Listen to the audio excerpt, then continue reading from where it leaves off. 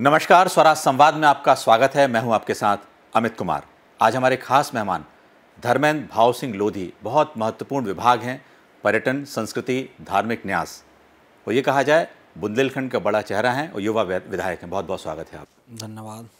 मध्य प्रदेश में लगातार टूरिज्म तो बढ़ रहा है, 14 करोड़ टूरिज्म पहुँच गया पिछली बार। उसको लेकर उसके बाद भी लगातार सरकार किस तरह के प्रयास कर रही है, चाहे रीजनल कॉन्क्लेव हो रहे हैं या ट्रैवल मार्ट आपने एक नई शुरुआत की है।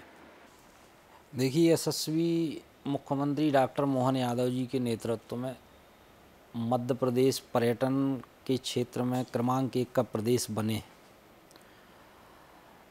इस विज़न को लेकर हम लोग निरंतर काम कर रहे हैं।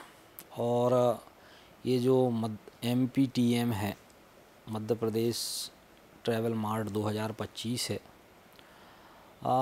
इसमें मध्य प्रदेश की पहचान राष्ट्रीय स्तर पर ही नहीं अपितु अंतर्राष्ट्रीय स्तर पर भी बने, इन सारी बातों को लेकर हम लोग काम कर रहे हैं। जैसे अपन ट्रैवल मार्ट की बात करें तो इसमें 27 देशों के टूर ऑपरेटर्स प्रतिनिधि, इसमें लगभग 80 प्रतिनिधि शामिल हो रहे हैं।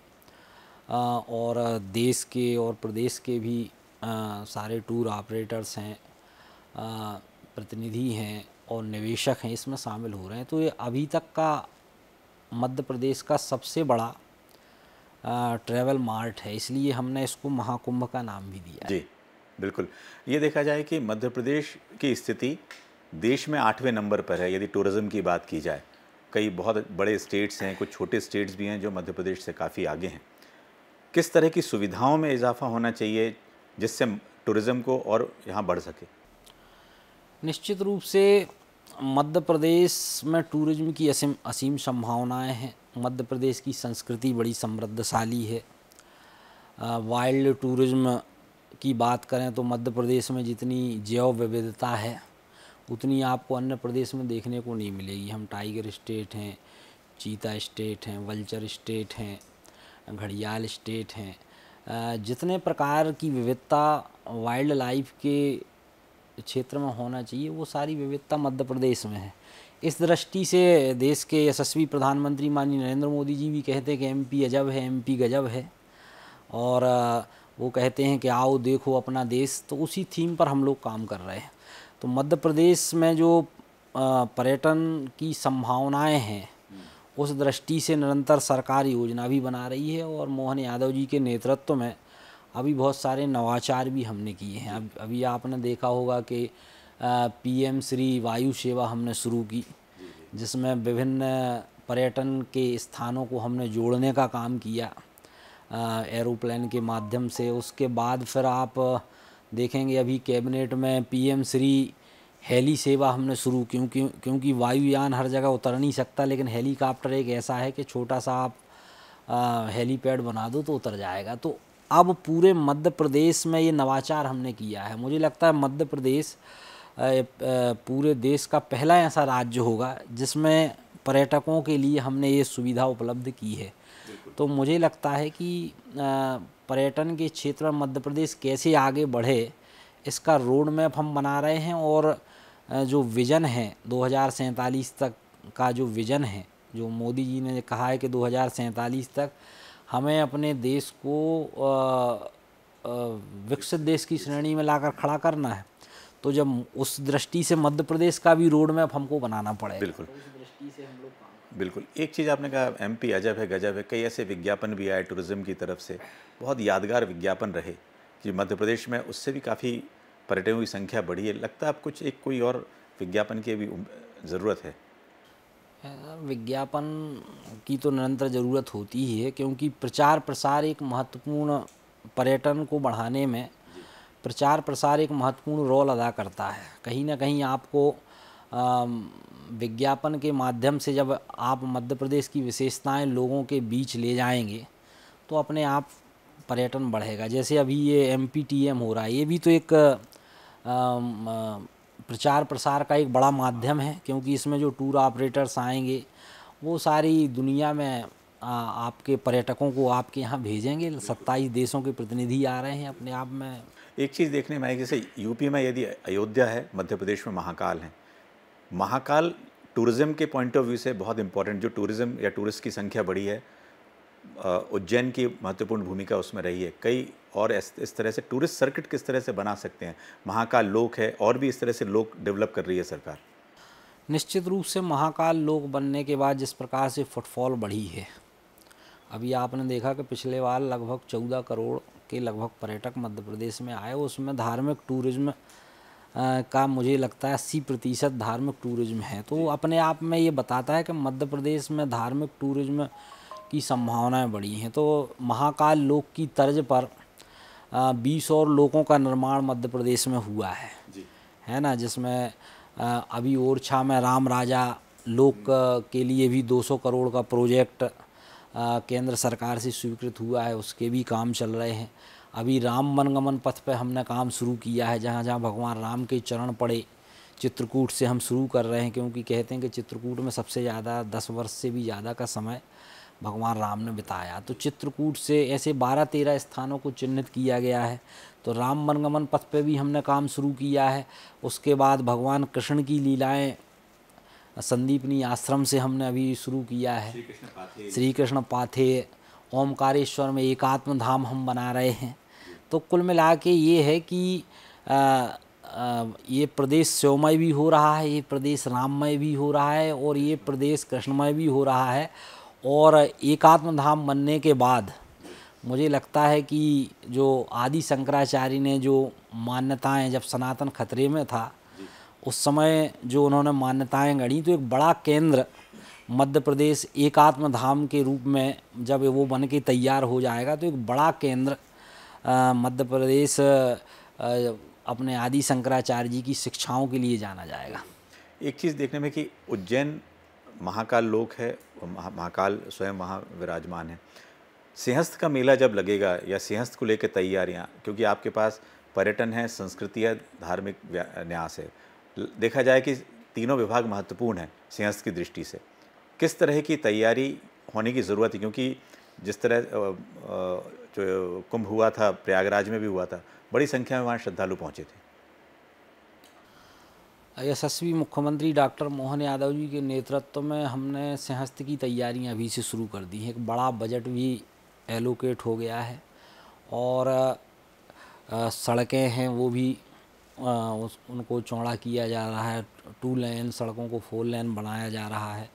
और सिंहस्थ में हम स्थायी संरचनाएं भी बनाने का इस बार तय किया है, क्योंकि हर बार सिंहस्थ आता है और सरकार का पैसा खर्च हो जाता है और फिर वो संरचनाएं हैं वो ख़त्म हो जाती हैं। तो इस बार मोहन यादव जी के नेतृत्व में हमने तय किया है कि इस बार जो संरचनाएं बनाएंगे वो स्थानीय बनाएंगे, स्थायी संरचनाएं हम बनाएंगे, ताकि भविष्य में भी उनका उपयोग होता रहे और बार बार सरकार को पैसा खर्च ना करना पड़े। तो आने वाला सिंहस्थ दिव्य और भव्य हो, इसके लिए अभी से तैयारियाँ यशस्वी मुख्यमंत्री डॉक्टर मोहन यादव जी के नेतृत्व में हमने शुरू की हैं। और मुझे लगता है कि इस बार का सिंहस्थ जो है वास्तव में भूतो न भविष्यति, इस प्रकार का सिंहस्थ होने वाला है।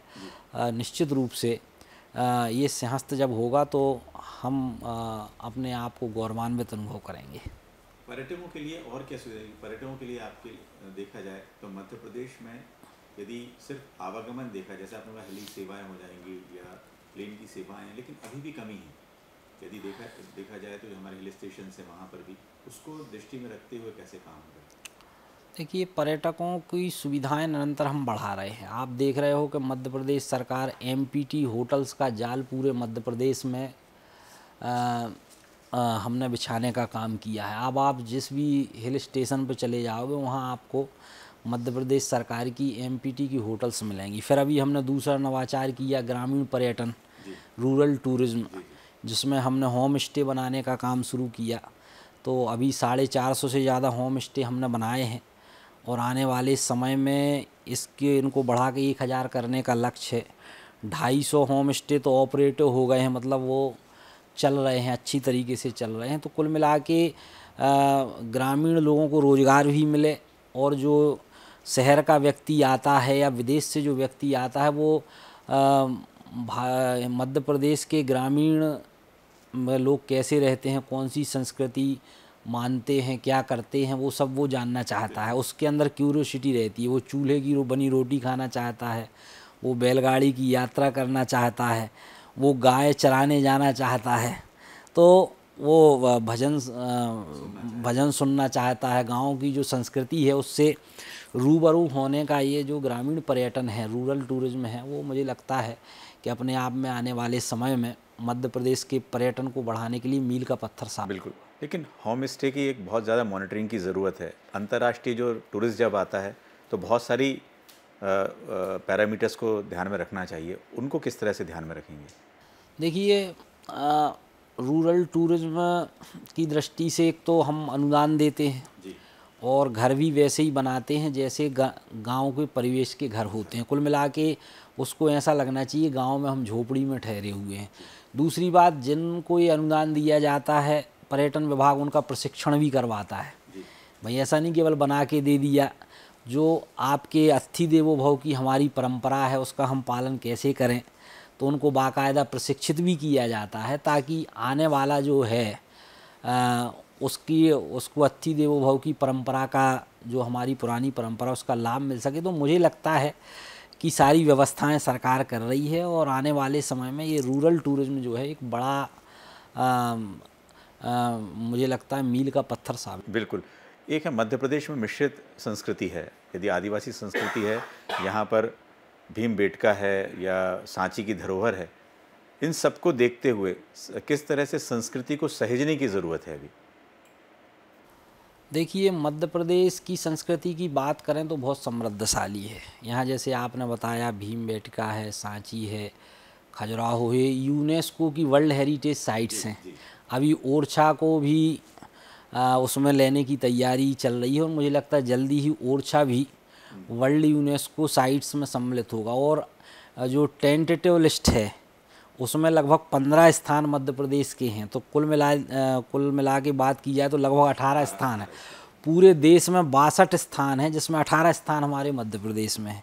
ये अपने आप में बताता है कि मध्य प्रदेश सांस्कृतिक रूप से कितना समृद्ध है, पुरातात्विक रूप से हम कितने समृद्ध हैं। तो मुझे लगता है कि मोदी जी जो कहते हैं कि एमपी अजब है, एमपी गजब है, वो अपने आप में ये सिद्ध होता है कि वास्तव में मध्य प्रदेश में पर्यटन की असीम संभावना है। बिल्कुल। आदिवासी परंपराओं को सहेजने की बात भी पूछी थी, वो किस तरह से आदिवासी परंपराएं भी सहेजने का हम काम कर रहे हैं। गोंड आर्ट है और भी उनके नृत्य हैं, सैला नृत्य हैं, तमाम प्रकार के नृत्य हैं। उन नृत्य को भी कैसे सहेज सकते हैं हम। तो कुल मिला के यहाँ की जो परंपराएं हैं उनको सहेजने का, उनको संवर्धित करने का, उनको पुष्पित करने का, उनको पल्लवित करने का काम भी हम कर रहे हैं। मध्य प्रदेश में डॉक्टर मोहन यादव बिल्कुल इन्वेस्टर मीट भी कर रहे हैं, उससे कितना फ़ायदा टूरिज़्म को भी मिलेगा? क्योंकि यहाँ पर यदि टूरिस्ट के अलावा यदि लोगों को रोज़गार मिलेगा तो यहाँ पर टूरिज़्म भी बढ़ेगा। देखिए, निवेशकों को निरंतर यशस्वी मुख्यमंत्री डॉक्टर मोहन यादव जी जब से बने हैं तो उनका ये उद्देश्य है कि आने वाले समय में मध्य प्रदेश निवेशकों का एक हब बनना चाहिए। तो उस दृष्टि से हम काम कर रहे हैं। उसमें पर्यटन विभाग की बड़ी महत्वपूर्ण भूमिका है। अभी आपने देखा 2 रीजनल कॉन्क्लेव हमने की। अभी तक तो केवल प्रदेश स्तर पर कॉन्क्लेव होती थी, लेकिन हमने तय किया कि अब रीजनल स्तर पर पिछले बार रीवा में एक कॉन्क्लेव हुई जिसमें 3000 करोड़ से ज़्यादा के निवेश प्रस्ताव प्राप्त हुए। फिर हमने ग्वालियर में कॉन्क्लेव की, वहाँ 3500 करोड़ रुपए के निवेश प्रस्ताव प्राप्त हुए। तो कुल मिला के ये रीजनल कॉन्क्लेव के माध्यम से भी निरंतर हम नवाचार कर रहे हैं और निवेशकों को आकर्षित कर रहे हैं। और जो नई पर्यटन नीति हमने बनाई है वो इतनी अच्छी नीति है कि कुल मिला के जो निवेशक हैं उनको हम रेड कारपेट बिछा के देने का काम कर रहे हैं। तो आप आइए, पहले 30 प्रकार की अनुमतियां लगती थीं, वो उसको घटा के हमने 10 प्रकार की अनुमतियों पे की है। सिंगल विंडो सिस्टम हमने शुरू किया और कुल मिला के आप आइए, यहाँ पर आपकी सारी सुविधाओं का ध्यान मध्य प्रदेश सरकार रखेगी। और जो अल्ट्रा मेगा प्रोजेक्ट हैं, 100 करोड़ से ऊपर वाले प्रोजेक्ट हैं, उसमें पहले आओ पहले पाओ की तर्ज पर हम काम कर रहे हैं और उनको लगभग 30% अनुदान भी देने का काम सरकार करी। अगर आप 100 करोड़ निवेश करना चाहते हैं तो 30 करोड़ का अनुदान सरकार देगी। तो कुल मिला के जो नई पर्यटन नीति हमने बनाई है वो निवेशकों को मुझे लगता है कि रेड कारपेट बिछा के देने का काम यशस्वी मुख्यमंत्री डॉक्टर मोहन यादव जी के नेतृत्व में। एक और बात देखना है कि फिल्म डेस्टिनेशन के रूप में मध्य प्रदेश डेवलप हो रहा है। यहाँ पर कई फिल्में हैं, टीवी सीरियल्स है, OTT पे जो फिल्में आ रही हैं वो बन रही हैं। सरकार उनको प्रमोट भी कर रही है कि किस तरह से यहाँ लोग आएँ, चूँकि उससे रोजगार भी बढ़ेगा। फिल्म पर्यटन की दृष्टि से भी मध्य प्रदेश बहुत आगे जा रहा है। मोस्ट फिल्म फ्रेंडली अवार्ड किसी प्रदेश को मिला हुआ है तो वो मध्य प्रदेश को मिला हुआ है। मैं आपको बता दूं, अभी तक मध्य प्रदेश में लगभग 450 फिल्मों की शूटिंग हो चुकी है। ये अपने आप में एक रिकॉर्ड है और मुझे लगता है कि बड़ी बड़ी ब्लॉकबस्टर फिल्में भी मध्य प्रदेश में बनी। जैसे अभी आपने देखा होगा स्त्री आई थी, फिर स्त्री 2 आ गई, अभी लापता लेडीज़ फिल्म बनी जो OTT पे भी उपलब्ध है। तो वो लापता लेडीज़ तो ऑस्कर में उसको नॉमिनेट करके ऑस्कर के लिए भेजा गया। और अभी वेब सीरीज़ भी चल रही हैं, पंचायत है, गुल्लक है, बहुत सारी। मुझे लगता है कि मध्य प्रदेश अब फिल्म निर्माताओं की पहली पसंद बन गया है। और होम बाउंड अभी एक फ़िल्म बनी है, उसको भी ऑस्कर के लिए भेजा गया है। तो कुल मिला के ये है कि अब मध्य प्रदेश जो है वो इसके लिए नई फिल्म पर्यटन नीति भी हम लाए हैं। अभी पर्यटन नीति नई भी आए, फिल्म पर्यटन नीति भी हम नई लाए हैं, जिसमें अभी पहले हम फीचर फिल्मों पर अनुदान देते थे। अभी 2 करोड़ रुपए तक का अनुदान एक फिल्म पे देने की है। और अभी जो फिल्म छूट गई थी, जैसे शॉर्ट फिल्म है, एडवर्टाइजमेंट वाली फिल्म है, और भी कई प्रकार की जितने फिल्म के प्रकार होते हैं, अब सरकार ने तय किया है कि हर प्रकार की फिल्मों को हम अनुदान देने का काम करेंगे। आप 2 बार से विधायक हैं, 18 में और 23 में विधायक बने, युवा चेहरे हैं। जैसे क्योंकि बुंदेलखंड की पहचान, पहले इससे बड़े नेता 20-20 साल वहाँ मंत्री रहे, लेकिन बुंदेलखंड का जो एक डेवलपमेंट आपके मन में है कि बुंदेलखंड का विकास भी वैसे हो जैसे मालवा का हुआ हो, महाकौशल का हुआ हो, बुंदेलखंड का विकास वैसा होना चाहिए। निश्चित रूप से बुंदेलखंड में विकास की असीम संभावनाएं हैं और बुंदेलखंड की संस्कृति भी बड़ी मुझे लगता है समृद्धशाली संस्कृति है। उस दृष्टि से बुंदेलखंड का जितना विकास होना चाहिए नहीं हुआ है। अब पर्यटन मंत्री का मुझे दायित्व मिला है, तो मेरा प्रयास ये है कि बुंदेलखंड में पर्यटन की असीम संभावनाओं को देखते हुए एक रचना योजना बना के हम काम कर रहे हैं। अभी आपने देखा होगा कि जागेश्वर नाथ लोक का हमने निर्माण करने का फैसला लिया, जिसमें 100 करोड़ की लागत से बांदकपुर में जो जागेश्वर नाथ हैं, बहुत प्रसिद्ध स्थान है, उन सारे स्थानों को भी हम विकसित करने का काम कर रहे हैं। और एक पर्यटन का हब कैसे बने बुंदेलखंड, उसके लिए निरंतर रचना योजना भी हम बना रहे हैं। केन बेतवा भी लिंक परियोजना भी अभी आई है। उस दृष्टि से केन बेतवा लिंक परियोजना के माध्यम से भी बुंदेलखंड में समृद्धि आएगी, क्योंकि उसमें जो सिंचाई का रकबा बढ़ने वाला है। कहीं ना कहीं बुंदेलखंड एक सूखा क्षेत्र माना जाता था, लेकिन यशस्वी प्रधानमंत्री माननीय नरेंद्र मोदी जी ने जो रचना योजना बनाई है केन बेतवा लिंक परियोजना, वो भी हमारे बुंदेलखंड से गुजर रही। तो आने वाले 8-10 साल में मुझे लगता है कि बुंदेलखंड का एक नया स्वरूप आपको देखने को मिलेगा। बुंदेलखंड की तस्वीर और तकदीर दोनों बदलने का काम यशस्वी मुख्यमंत्री डॉक्टर मोहन यादव जी के नेतृत्व में और प्रधानमंत्री माननीय नरेंद्र मोदी जी के नेतृत्व में हम करेंगे। आपने शिवराज जी का भी कार्यकाल देखा, डॉक्टर मोहन यादव जी के आप कैबिनेट में हैं, लगता है कितना आपको अंतर देखने को मिलता है?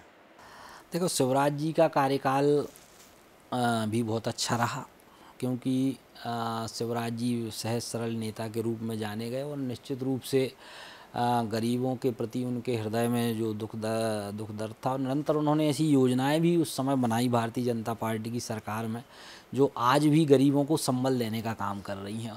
और यशस्वी मुख्यमंत्री डॉक्टर मोहन यादव जी भी उसी नक्शे कदम पर आगे चलते हुए गरीब का कैसे भला हो, अंत्योदय कैसे हो, जो सबसे पीछे खड़ा व्यक्ति है वो कैसे ऊपर आए, उसके लिए यशस्वी मुख्यमंत्री डॉक्टर मोहन यादव जी भी काम कर रहे हैं। और नए विजन के साथ मध्य प्रदेश में निवेशक कैसे आगे बढ़े, एक नया नवाचार, क्योंकि जब बड़े बड़े उद्योग मध्य प्रदेश में लगाए जाएंगे तो निश्चित रूप से समृद्धि बढ़ेगी।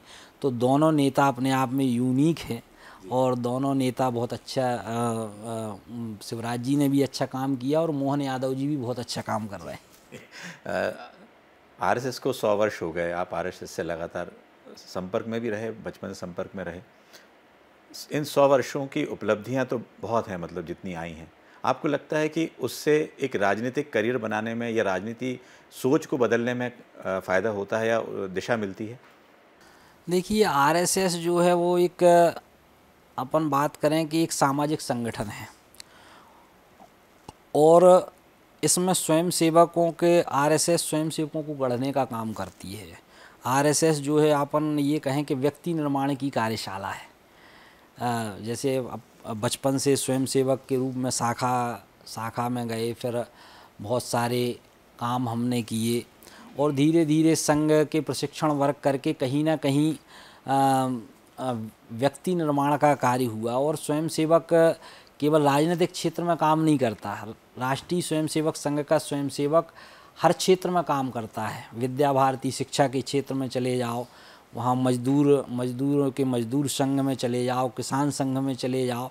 तो मुझे लगता है कि इन 100 वर्ष की यात्रा राष्ट्रीय स्वयंसेवक संघ की बड़ी गौरवशाली यात्रा रही है। और जो डॉक्टर हेडगेवार जी ने जब इसकी स्थापना की तो उनका केवल एक ही उद्देश्य था कि परम वैभवन्नेतु मेतत् स्वराष्ट्रम, इस देश को हम परम वैभव के शिखर पर ले जाएंगे, उसके लिए हम काम करेंगे। तो उस दृष्टि से तमाम स्वयंसेवकों का प्रशिक्षण भी हुआ, तमाम स्वयंसेवकों को गढ़ने का काम किया और फिर वो उन स्वयंसेवकों ने अलग अलग क्षेत्रों में जाकर कहीं ना कहीं अलख जगाने का काम किया है। राजनीति के क्षेत्र में बात करें, शिक्षा के क्षेत्र में बात करें, हर क्षेत्र में स्वयंसेवकों के माध्यम से बड़े अच्छे अच्छे काम हुए हैं। तो मुझे लगता है कि ये 100 वर्ष की यात्रा बड़ी गौरवशाली यात्रा रही है। इसमें तमाम प्रकार के व्यवधान भी आए, लेकिन उन सारे व्यवधानों से निकलते हुए संघ जो है एक अच्छा सामाजिक संगठन, व्यक्ति निर्माण करने वाला संगठन, राष्ट्रभक्त संगठन, देशभक्त संगठन, देश समाज और राष्ट्र की मूल विचारधारा को लेकर साथ में चलने वाला संगठन सिद्ध हुआ है। एक बात और है कि ओबीसी आरक्षण को लेकर लगातार अब चर्चा तो हो रही है, सुप्रीम कोर्ट में मामला भी है। आपको लगता है कि कितनी, मतलब डॉक्टर मोहन यादव सरकार चाहती जल्दी हो जाए, लेकिन फिर भी डिले लगातार हो रहा है, उसमें जो जिस तरह से तारीखें मिल रही हैं, लगता है सरकार को अभी और इसको पेनिट्रेशन करने की ज़रूरत है कि जल्दी से जल्दी केस सुलझा जाए। देखिए, यशस्वी मुख्यमंत्री डॉक्टर मोहन यादव जी के नेतृत्व में हमारी सरकार कृत संकल्पित है कि ओबीसी को 27% आरक्षण मिलना चाहिए। और डॉक्टर मोहन यादव जी कह रहे हैं कि 27% क्यों, इससे भी ज़्यादा मिल जाए तो कोई हमको आपत्ति नहीं है। लेकिन ये सारा मामला कोर्ट में है और कोर्ट में एक स्लैब बना हुआ है कि 50% से ज़्यादा आरक्षण नहीं होना चाहिए। उस दृष्टि से मामला फंसा हुआ है। तो उन सारे राज्यों जहाँ 50% से ज़्यादा आरक्षण है, उन सारे राज्यों की स्थिति का आकलन करके वो सारे तथ्य कोर्ट में रखे जा रहे हैं। और मुझे लगता है जल्दी ही पिछड़े वर्ग को ये खुशखबरी मिलेगी कि 27% या उससे ज़्यादा आरक्षण भी। आपने बुंदेलखंड की बात की थी कि लगातार वहाँ पे आप टूरिस्ट पॉइंट डेवलप कर रहे हैं, अभी कुछ मूर्तियाँ जवेरा के आसपास भी मिली हैं, आपका क्षेत्र है, उसको किस तरह से डेवलप करेंगे आप पूरा? जवेरा भी ऐसा क्षेत्र है, एक तो रानी दुर्गावती जी की एक समय राजधानी भी रहा सिंगौरगढ़, हमारे जवेरा विधानसभा में भी आता है। आपने देखा होगा अभी कैबिनेट भी जो रानी दुर्गावती जी को समर्पित थी वो भी जवेरा के सिंगौरगढ़ में यशस्वी मुख्यमंत्री डॉक्टर मोहन यादव जी के माध्यम से हमने की, एक छोटे से गांव में की। तो ये बताता है कि जवेरा कितना समृद्ध है। वहाँ पर कलचुरी मंदिर है, जैसे नोहटा में मढ़ा मंदिर है जो खजुराहो की स्टाइल में जो मंदिर बने हुए हैं। तो उसी दृष्टि से दौनी में अवशेष मिले थे, तो पुरातत्व विभाग मेरे पास है, तो मैंने वहाँ उत्खनन के निर्देश दिए थे। तो आपने देखा कि बहुत सारी मूर्तियाँ जो 10वीं 11वीं शताब्दी की मूर्तियाँ हैं वो मिली हैं और बहुत अच्छी और सुंदर मूर्तियाँ मिली हैं। तो अपने आप में मुझे लगता है कि उस स्थान पर मैं प्रयास ये करूँगा कि आने वाले समय में जो प्राचीन जैसा मंदिर था विशेषज्ञों की देखरेख में, वैसा ही मंदिर हम वहाँ पुनः खड़ा कर दें। यदि बुंदेलखंड में आल्हा भी देखें तो बहुत प्रचलित है, आपके ऊपर भी आल्हा लोगों ने लिखा है, आप कुछ पंक्तियाँ यदि कुछ कर पाएँ आल्हा को? देखिए, आल्हा और आल्हा उदल की जो हमारे बुंदेलखंड के जो प्रमुख योद्धाओं में रहे हैं, आज भी गांव-गांव में आल्हा गाया जाता है और आल्हा के वीरता के किस्से गांव-गांव में प्रचलित हैं। और जब बरसात शुरू होती है तो गांव के लोग आल्हा गाते। मुझे याद है बचपन में तो बहुत गाया करते थे, अब धीरे-धीरे कम हुआ है, लेकिन अपन फिर से प्रयास करेंगे कि जो हमारी पुरानी संस्कृति है वो कहीं ना कहीं आपको कोई ऐसी 2 लाइन उसमें अच्छी लगती हो जो बहुत ही आपके मन में? लाइन तो याद नहीं, लेकिन एक के मारे दो मर जाएं, तीसरो दहशत में मर जाए, है ना। मतलब एक आल्हा जो है अपने आप में गाने में बड़ा अच्छा लगता है और अपने अंदर वीरता का भाव जागृत करने वाला है। ये थे धर्मेंद्र भाव सिंह लोधी जी, जिन्होंने मध्य प्रदेश की पूरी किस तरह से डेवलप होगा, पर्यटन को लेकर, संस्कृति को लेकर बात अपनी रखी, बड़ी बेबाकी से सभी सवालों के जवाब दिए। बहुत बहुत धन्यवाद आपका। अगले हफ्ते फिर हाजिर होंगे किसी नए मेहमान के साथ।